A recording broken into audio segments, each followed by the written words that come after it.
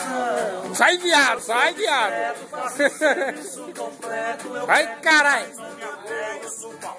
Tio Paulo, não.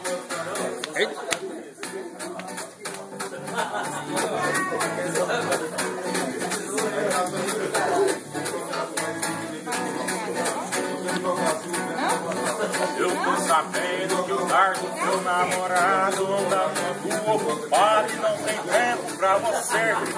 Trabalhar de dia e à noite vai variar e te deixar sozinho em casa, louquinha querendo amar, nem se esqueça. Minha vizinha é gostosa, é casada, mas só vive estressada, brigando com o Anderson.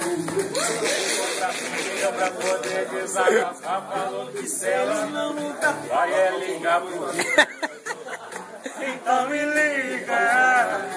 Vem cá. Eu vou matar o teu tesão. Eu sou discreto, faço serviço completo. Eu pego, mas não me apego. Eu sou famoso Ricardão. Então me liga.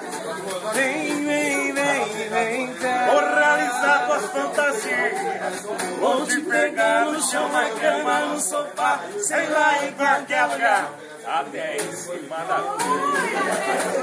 Ô tio Bola, faz um favor aqui pra nós.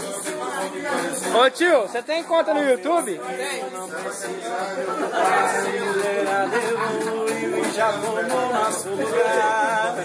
Elas têm grana, tem carrão, mas são carentes. E não vive sem a gente, o que elas querem, mas tem pra dar. Então me liga. Vem cá. Eu vou matar o teu tesão.